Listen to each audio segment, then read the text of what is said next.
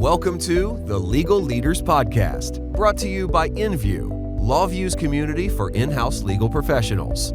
InView's mission is to accelerate the evolution of the in-house legal profession, and with this podcast, we showcase modern legal leaders from across the globe. We explore their unique journeys and how they're driving the transformation of our new profession.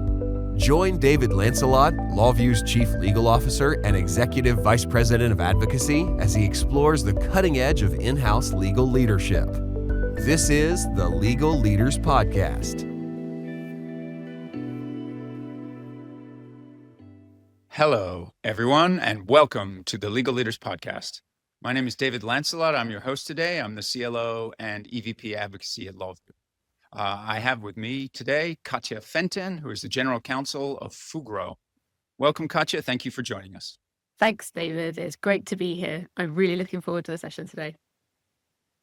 Awesome. And where are you coming to us from today, Katja? I am currently sitting in my office in Nooddorp, which is in the Netherlands, the headquarters of Fugro. And it's, although you can't see it from the background, but this is a very new office that we moved into last week.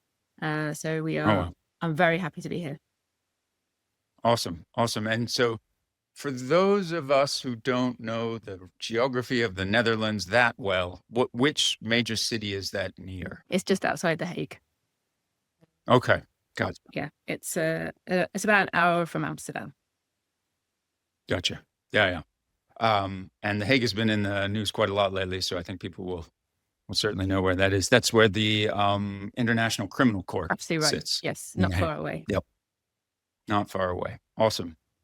So why don't we start, Katja, with what Fugro does? Because I think it's a fascinating business. Of course. So Fugro is the global leader in geo-data, supporting safe and sustainable development of critical infrastructure. So our expertise spans the full spectrum of the Earth's surfaces, from the ocean floor to the mountainous terrain. We collect and analyze the data so that we can help our clients to design, develop, and build infrastructure. So that's, in a nutshell, what the company does. And we are headquartered in the Netherlands, but we have really a very global presence. I think we are operating in around 50 plus countries. So we are sort of spread into four regions, having the Americas, APAC, Europe and Africa, and the Middle East and India. And we do it really with the sort of core mission to unlock insights from Earth, so from subsurface to surface, land to sea. And we do this because we want to support a safer and more livable world.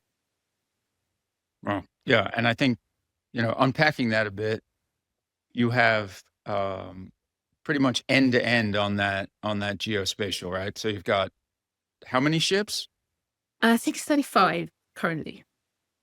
35. Yes. And these are not small ships. If anybody, and hopefully you do, goes to Katja's LinkedIn page, you'll see one of those ships. These are not the little ones. These are the ones with the helipad on the front, all orange and cool looking.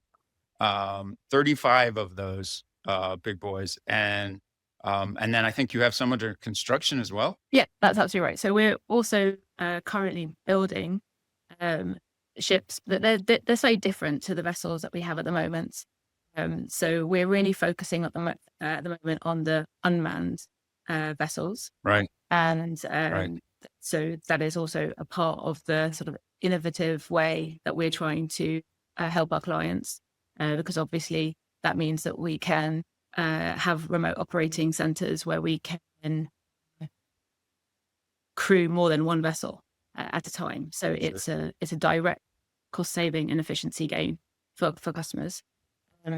And we do this across all sectors. So it's offshore wind and renewables, but also oil and gas.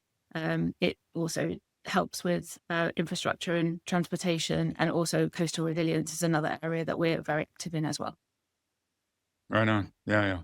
I've been reading a lot about, seaborne ROVs recently. especially with what's going on, geopolitically, let's say. There's a lot of need for more underwater sensing. So I think that's a really interesting place to be from a legal compliance, government relations, et cetera, perspective. And I know you guys also do, as you were saying, like on land and in the sky. I've seen some of those things that they look to me like tanks, but I'm sure you guys would call them something else, like tracked vehicles that have like sensors on the bottom so you can see underground as well. Yes. Um, And you're putting me on the spot now to tell you what they're called. But we'll go with tanks. They're not tanks, but yeah. Okay. No. Don't tell anyone they're tanks. We'll be in trouble. Yeah. No, but sensing, and especially in somewhere like the Netherlands and Europe, where there's all kinds of need to really understand what's going on under the ground, right? That's all really, really important stuff, really interesting stuff. And I'm sure, from a legal team perspective, you have some really interesting issues to deal with, from building ships to collecting data to analyzing it and who to share it with and how you share it and the commercial deals for all of that kind of stuff. So can you tell us a little bit about the team and how that's set up globally? Absolutely. So this is one of the reasons I absolutely love my role, because it is very diverse in terms of areas of law and expertise that I need in the team to do this well. And it sort of, I think, centers around the fact that you cannot attempt to have a legal function where you're sort of reliant on external counsel, let's say, only to do the work, because Fugro is,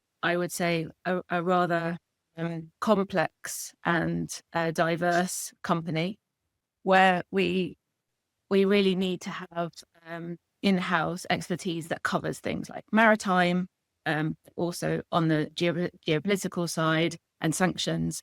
We have a compliance team who are very much on top of how the operations work in order to be able to assess things. And then, given that it's a majority project company, so we have large scale projects running all over the globe, a lot of lawyers who really know contracts inside out, and a level of expertise that really, I think, is needed in order to be able to mitigate the risks and have those guardrails in place. I think also because of the nature of the work that we're trying to do, and also the diversification of it.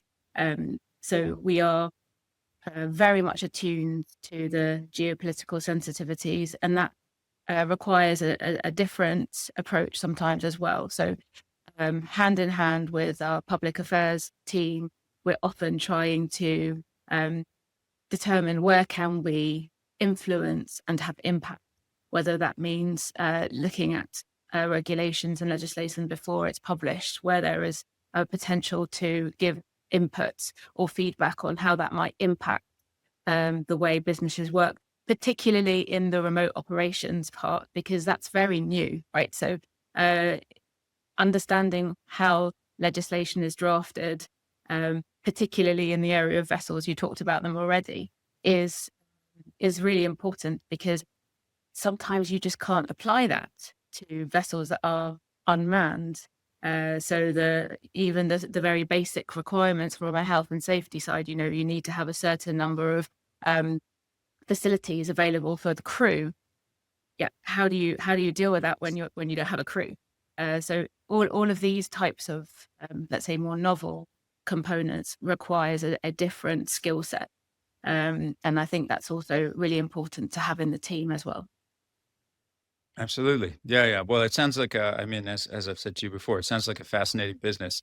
Anything with giant orange ships, I'm all about. But along with that, it's basically a cutting edge tech business with issues all over the planet, team all over the planet. I assume the legal team is basically co-located with the business. Yeah. We have around we have lawyers based in, at my last count, was around 12 locations globally. Wow. And in terms of nationality, we are around 30, 35. So that also makes, I think, working in the team really, really exciting and special. I love the fact that you've got different cultures and perspectives.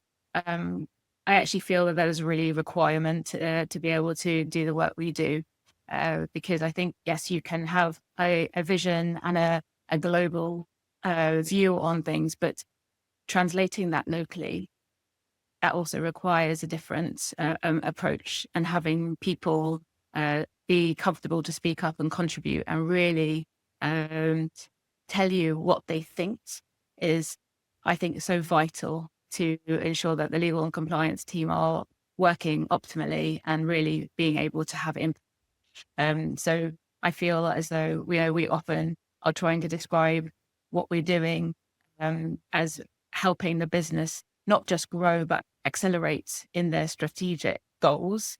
You can't do that if you are sort of working in a fairly, I'd say, traditional legal in-house team sense of the word. So this is part of that, I'd say, requirement to be able to position ourselves in a way that we can really help the business means having diversity in perspectives. And that's something that I think we certainly have in this company. For sure. Yeah. And I completely get where you're coming from. I've had the same situation myself, and it really is, I think of the culture map. I think of no rules. I think of, how do you get all these different cultures to come together and as you say, feel comfortable to operate in a way that is a pretty modern, and the further you get away from, the centers of cutting edge in-house practice, the more challenging it becomes to find people who are able to operate in that way. And to get a team together like that is really a fun management project, and adds just a ton of value to the business.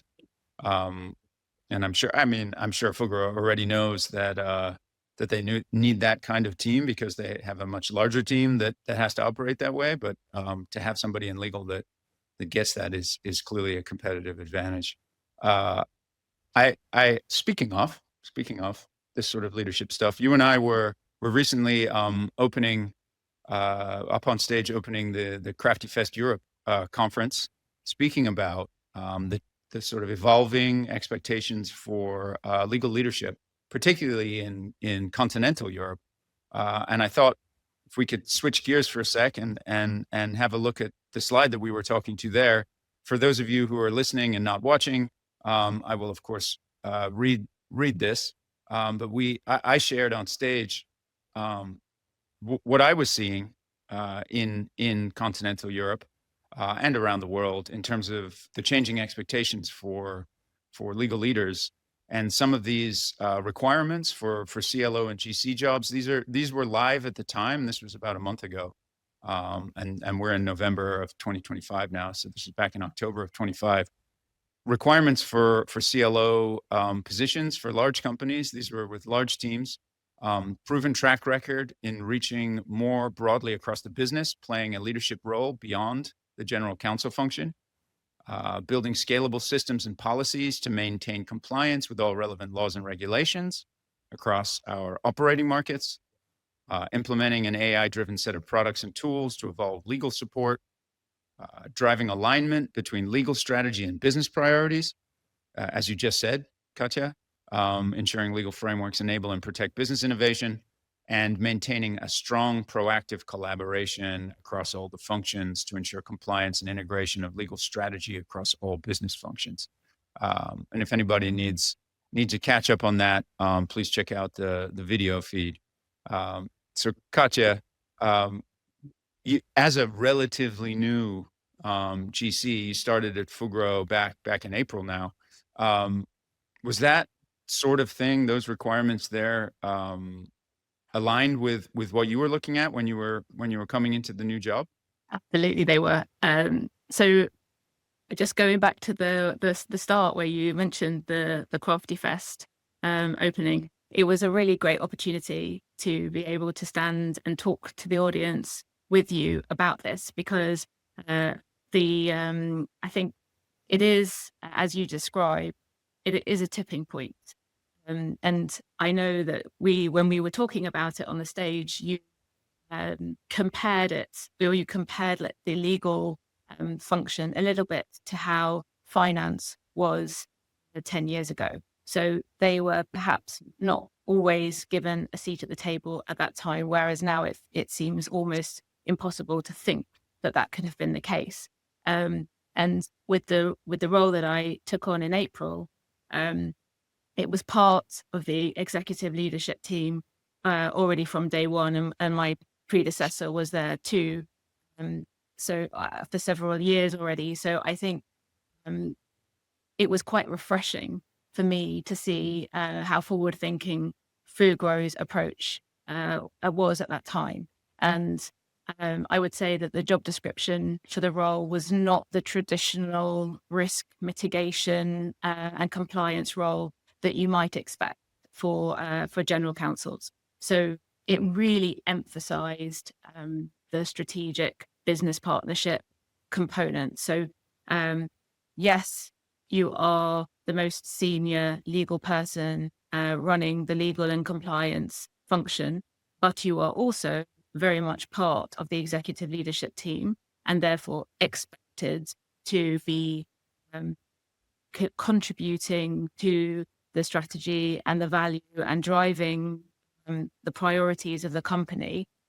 At the same time, ensuring that we're doing that in a way that is safe. So I always think about the department that I'm running as being seen absolutely not as the department of no, but the department of yes, and let's do that in the most safe way we can. So it was also very much about a global mindset. So what I mentioned before about the team being very diverse, so I think that really requires quite some cultural agility to manage, or to lead in a sort of authentic way.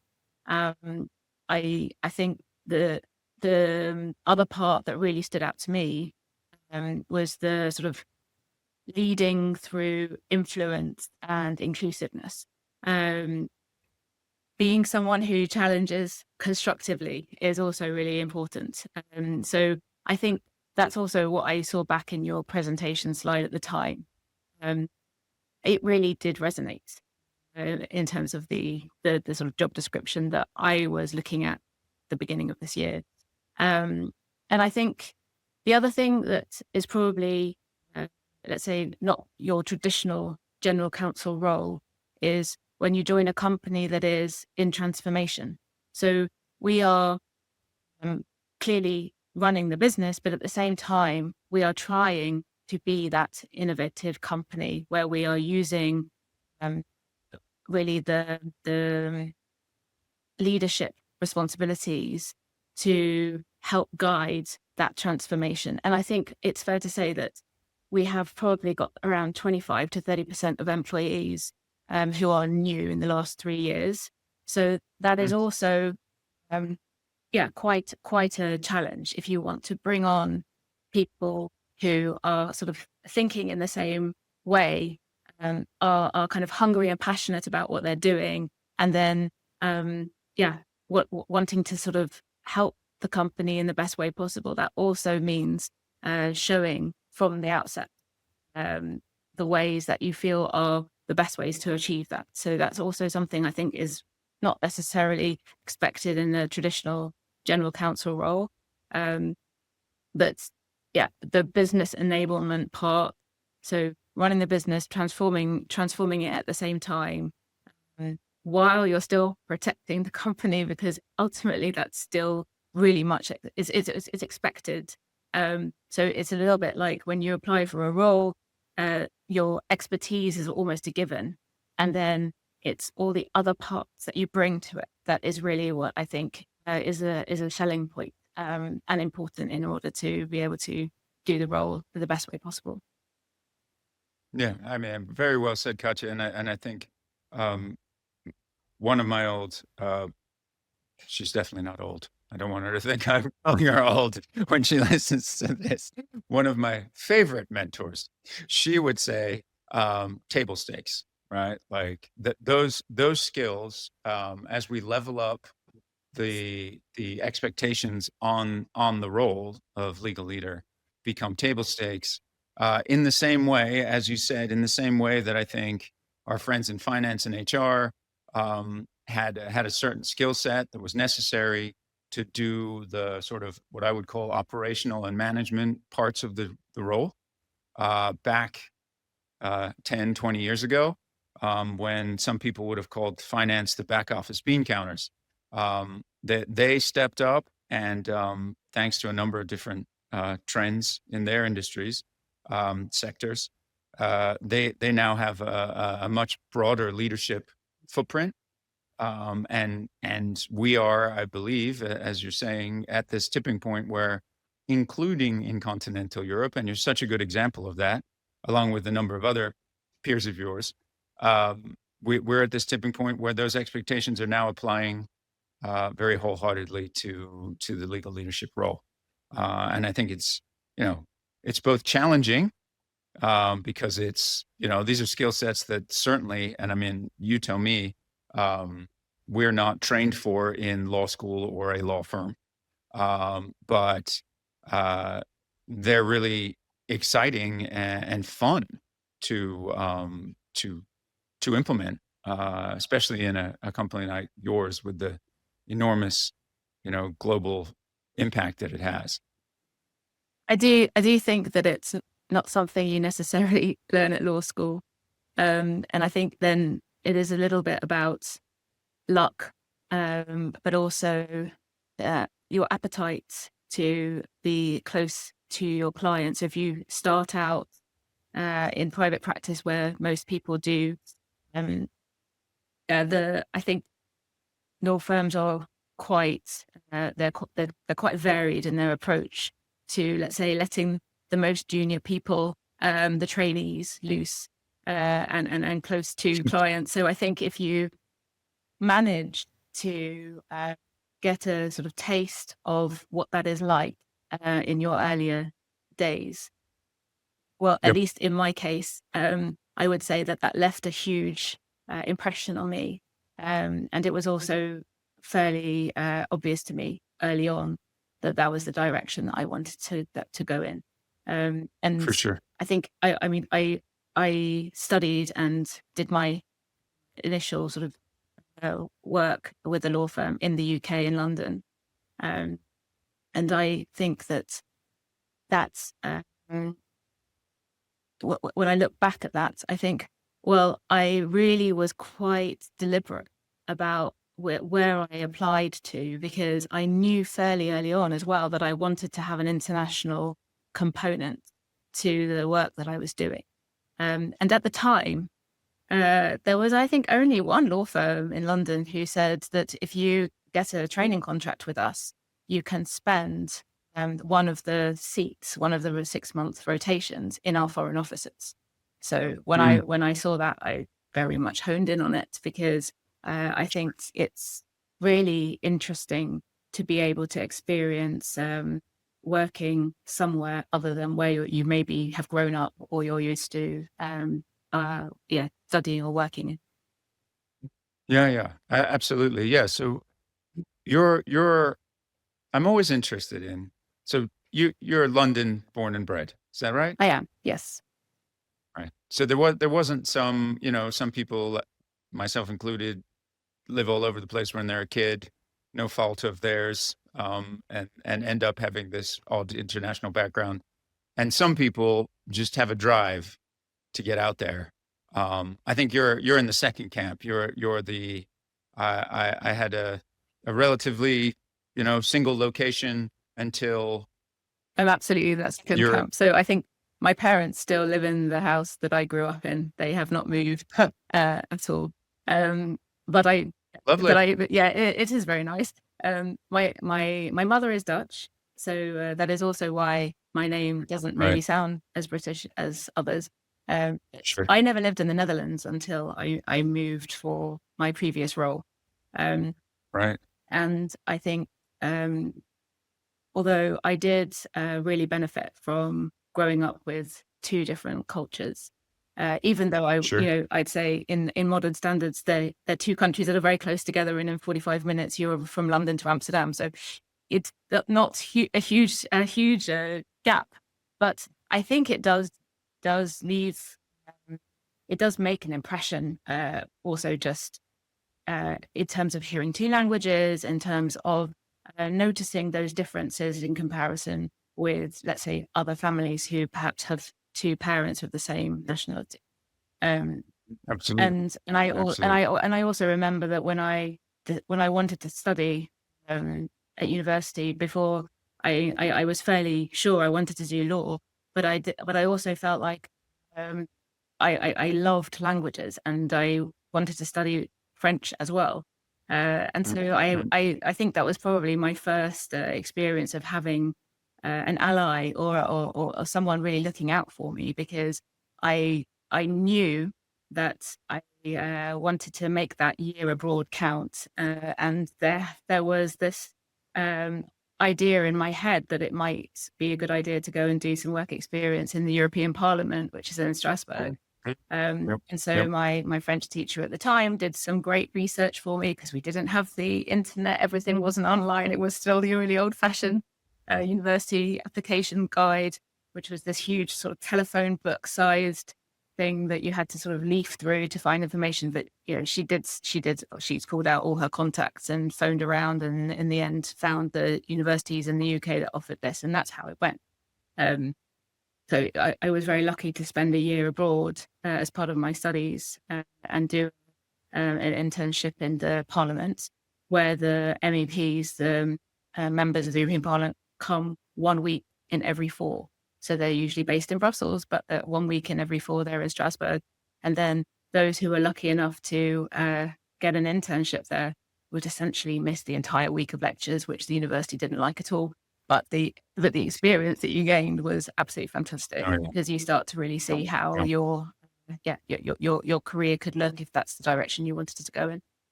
Wow. Yeah. I mean, it's a bit of a first world thing, but I always say, like, if you can do study abroad, do study abroad. It's so transformative and so valuable. And I often tell the story of how I studied in Leiden in the Netherlands in law school, and however many years, maybe even decades later, I find myself interviewing for a job with a company headquartered in the Netherlands. It was so, serendipitous that I was at, do you know anything about the Netherlands? And all I had to say was, hoe gaat het met jou? Yeah. And I was sort of like, whoa, yeah, I studied in Leiden. So you never know, right? You never know. I tell students, like, go wherever you can, right? Just go wherever you can.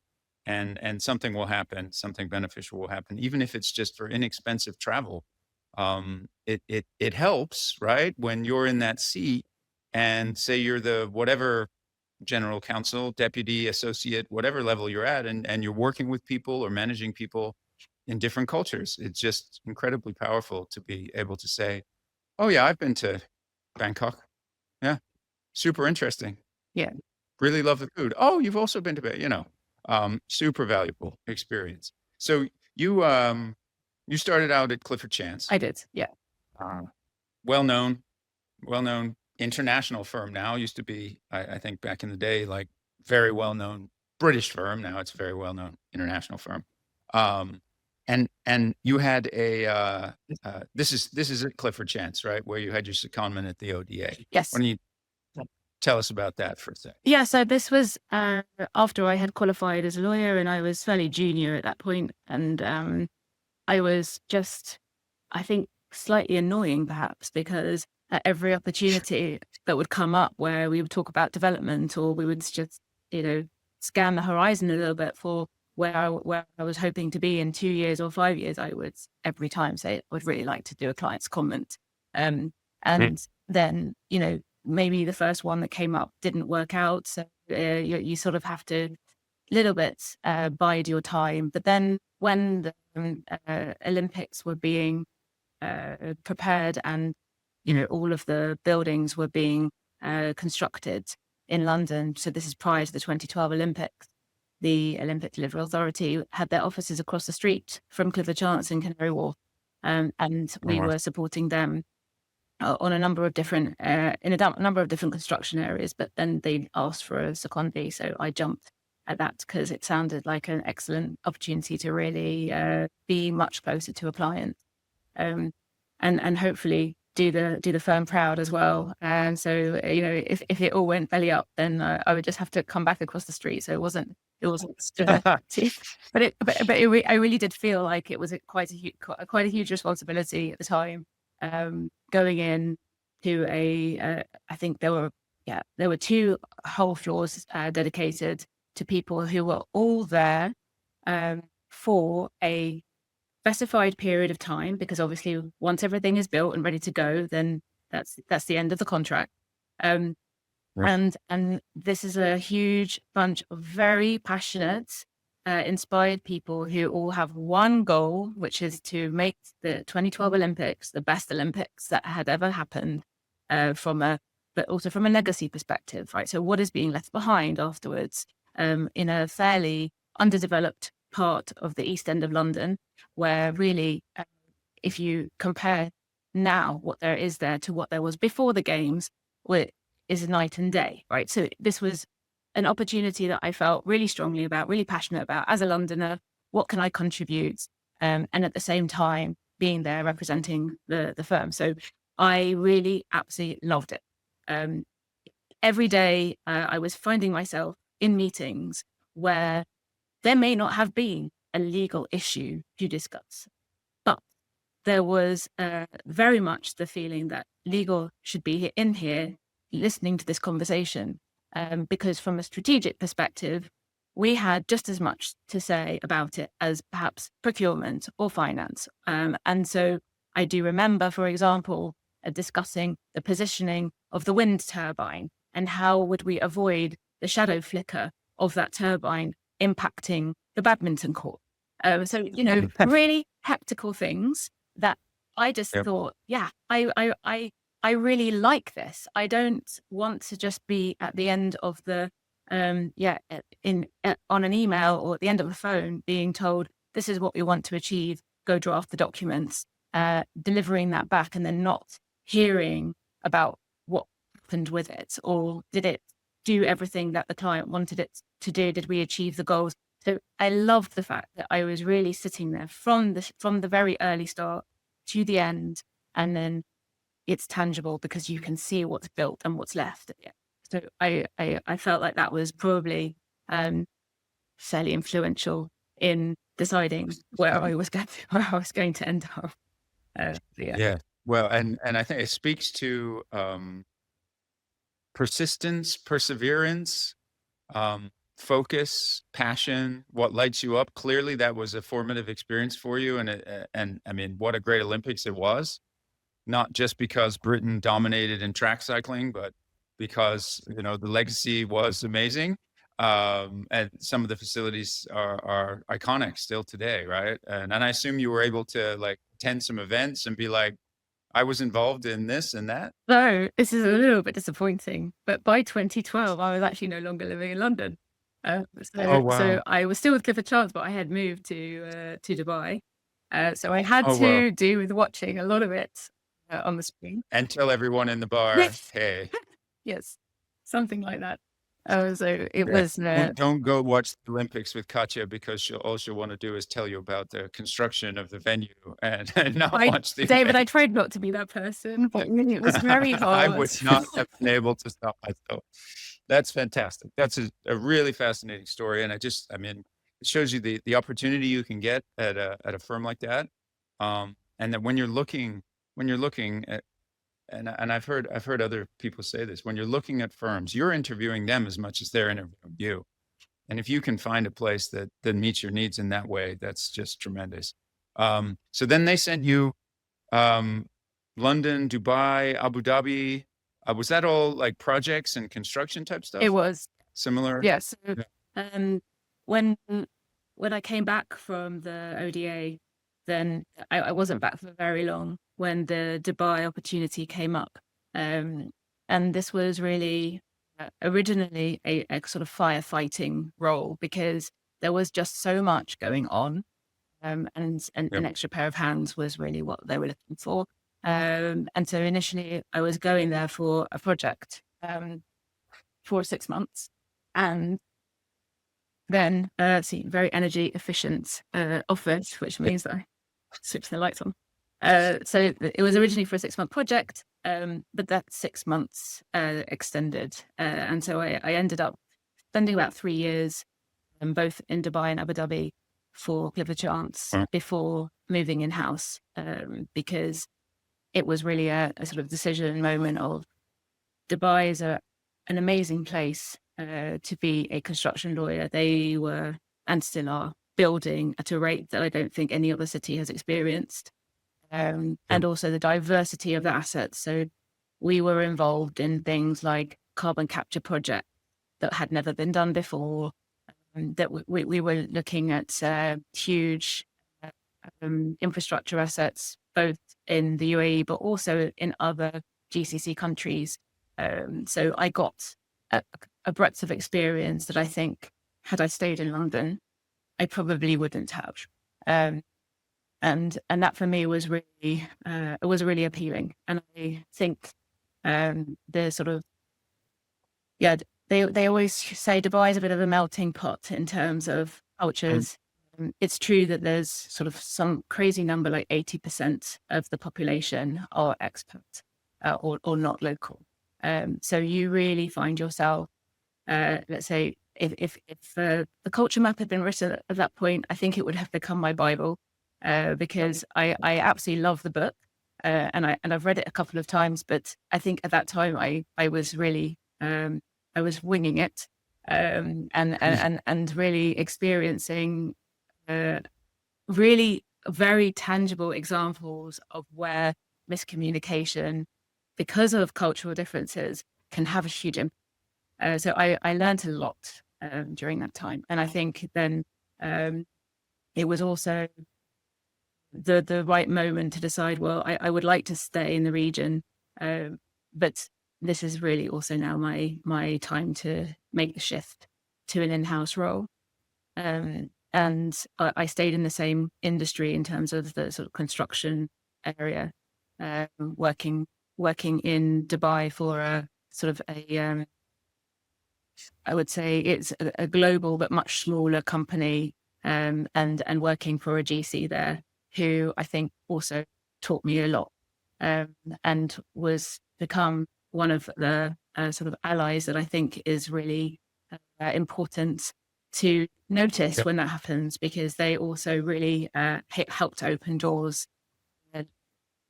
Maybe you don't think about it at the time, but in the future, it's always interesting to see the people who have shaped or helped to shape your career. And that was definitely someone who helped me in the future.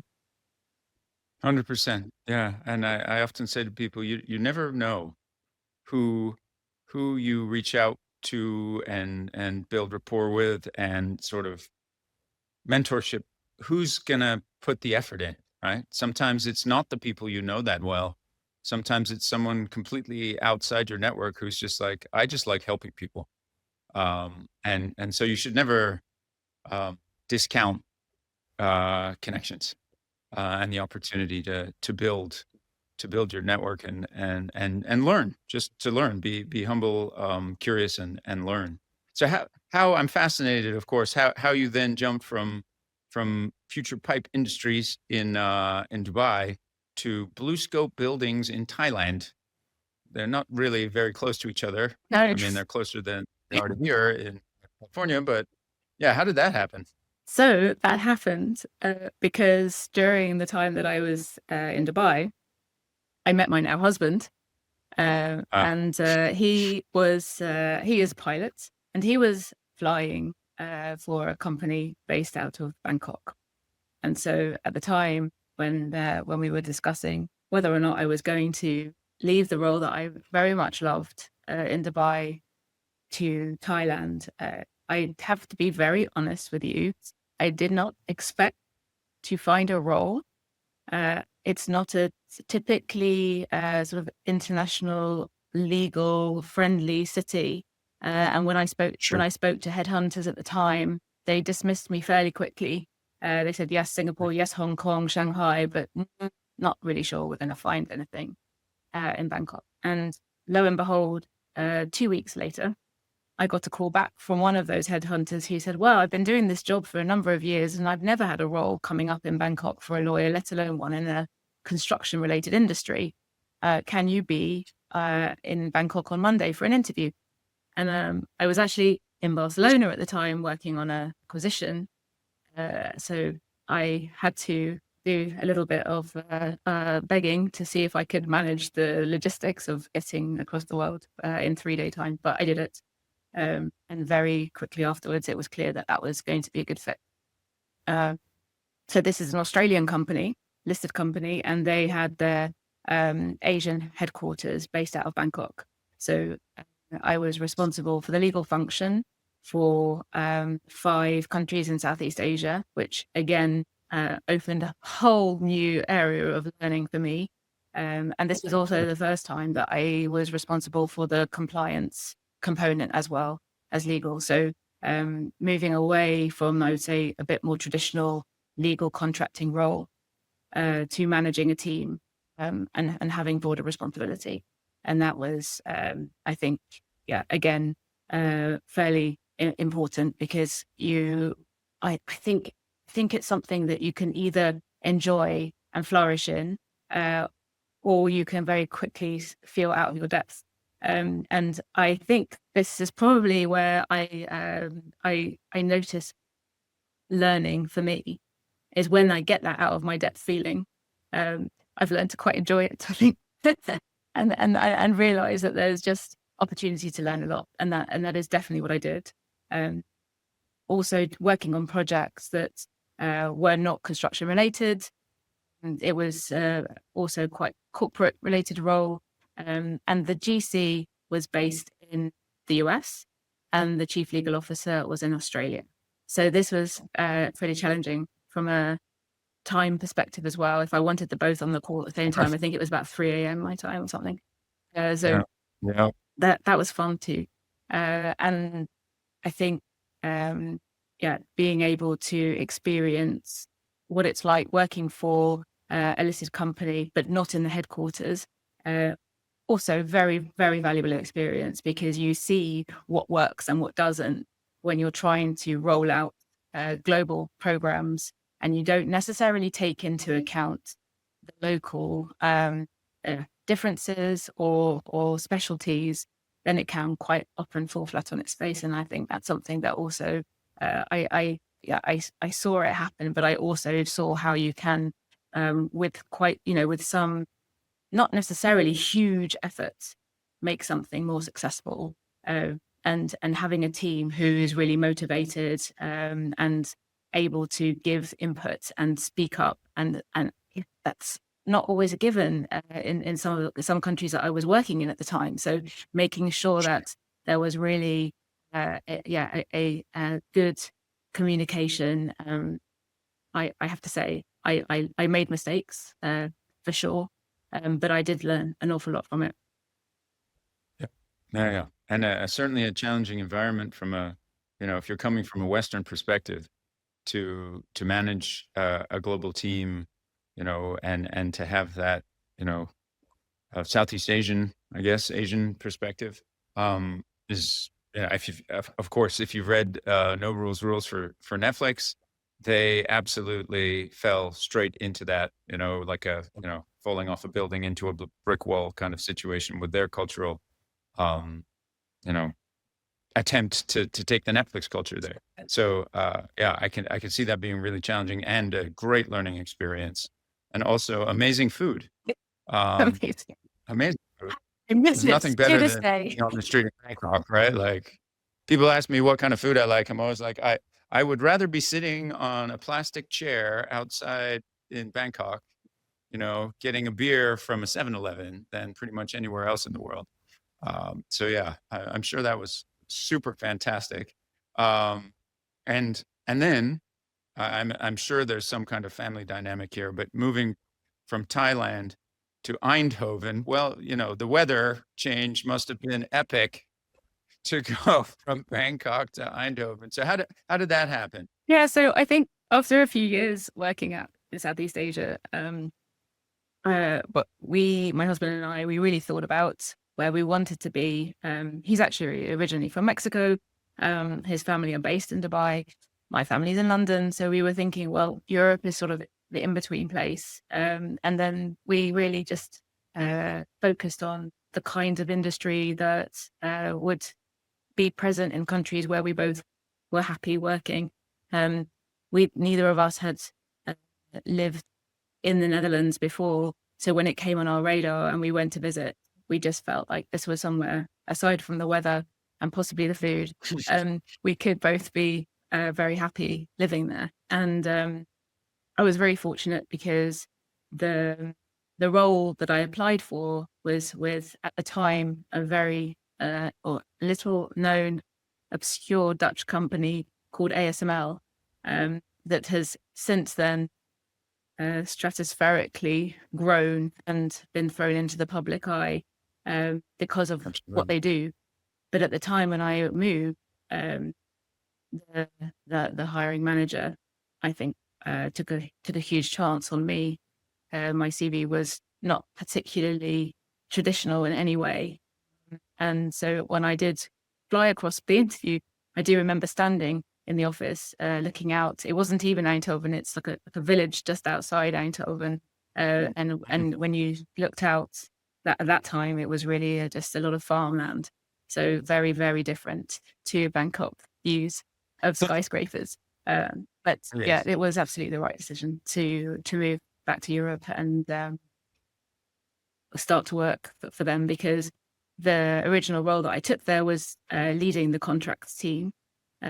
And then after a few years of doing that, I was asked to step into the head of ethics and business integrity role, which was a team of me and one other person at that point. But then having the chance to build a team and really grow what ended up being quite a large component of the compliance department within legal was also a fantastic experience. So that's how I got to the Netherlands from Bangkok. But again, it's not necessarily it was not the intention to come back for family reasons or anything. I did want to be closer to the UK. And I think at the time, having somewhere working for an industry that was definitely on the cusp of something very big was very appealing to me as well, because it's really, I think, in those situations where the opportunities to develop yourself really come.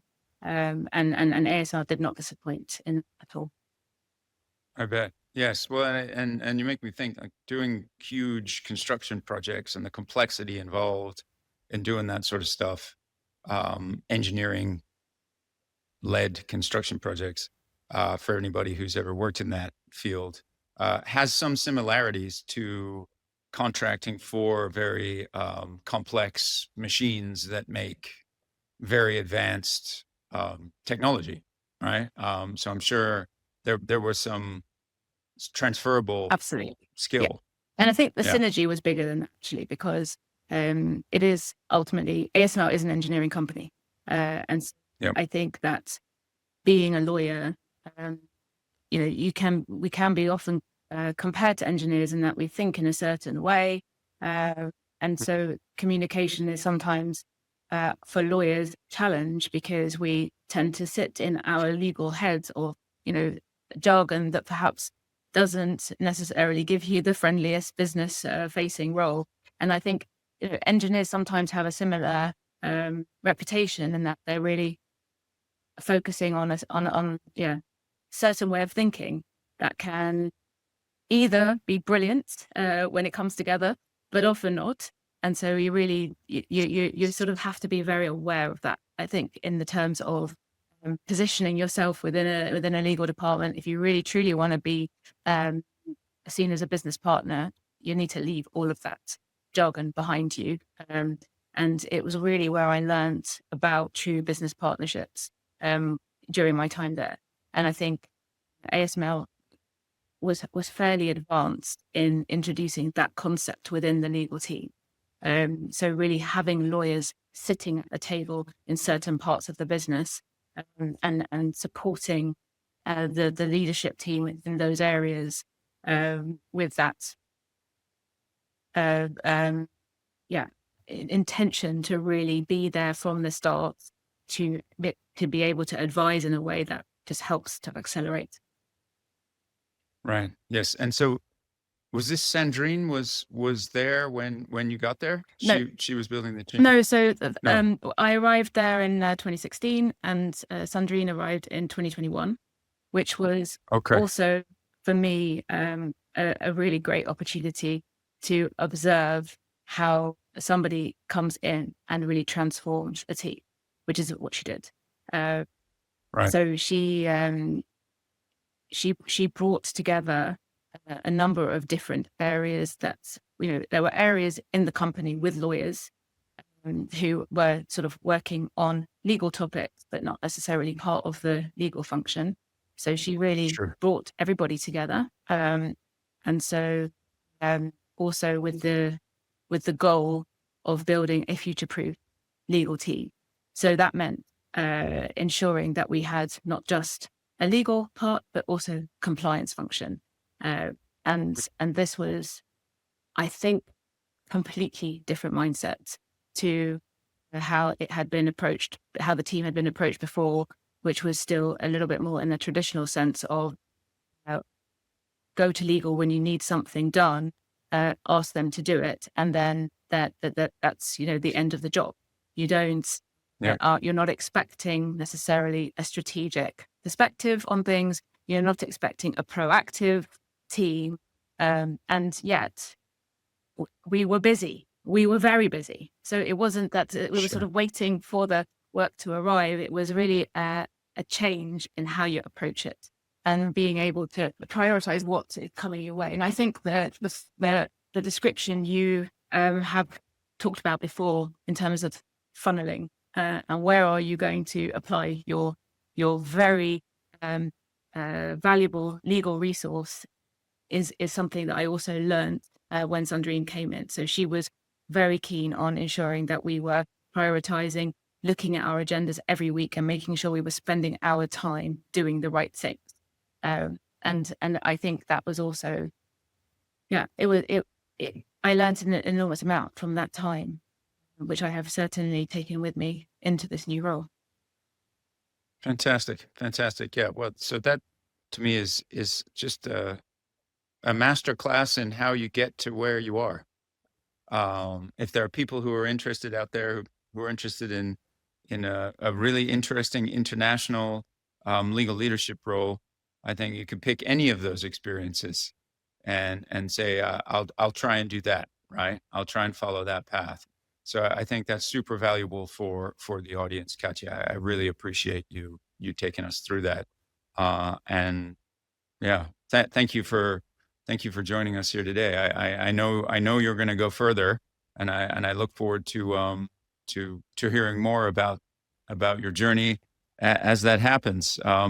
And I think it's just particularly good, especially in continental Europe and in other parts of the world where this evolution of the role continues and continues to make people's lives better in our profession. So it's great to be able to talk to you. Thank you. I hope it is helpful. And I also, I think I want to say something else, because it is, there is a lot about creating your own sunshine and your own luck. But I think one of the biggest things that I've learned from the luck that I have encountered is that it is also about the allies that come across your path, right? And now I feel like it's my purpose, and in that I'm also looking around me to see, like, where is that quiet talent and how can I support others? Because it's very much about the people who are able to say your name in a room that you're not in, to open doors. And I think you can, articulate yourself what you want, but in the end, it's not always possible to create opportunities yourself. So say yes a lot, Absolutely. but maybe then also nurture those relationships, because I think that's really critical. 100%. Yeah, absolutely. And I think talking to law students or people who are relatively early in their careers, it can be hard.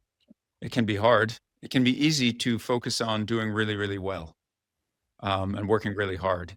It can be very difficult to say part of doing well is this sort of consistent career development journey, where I do need to spend some time just understanding how people got to where they are, maybe reaching out to them, at least saying something on LinkedIn when they post, commenting, etc., to build up your profile in that world. So I couldn't agree more. And there are, I think one of the great things about the in-house legal profession is we're at such an early stage that there are lots of people that want to help. Lots of people who've been through a journey that was really challenging because there was no, this is how you do this job, right? So yeah, don't hesitate to reach out, uh, and get that supporting relationship going. Yeah. Well said. Well said. So thank you for joining us this evening, Katja. Wonderful to talk to you, and see you again soon. Thanks so much for having me, David. I've loved it. Thank you. Pleasure. A pleasure. So, and thank you everybody for listening today or watching. This has been the Legal Leaders Podcast, and we'll see you again on the next episode.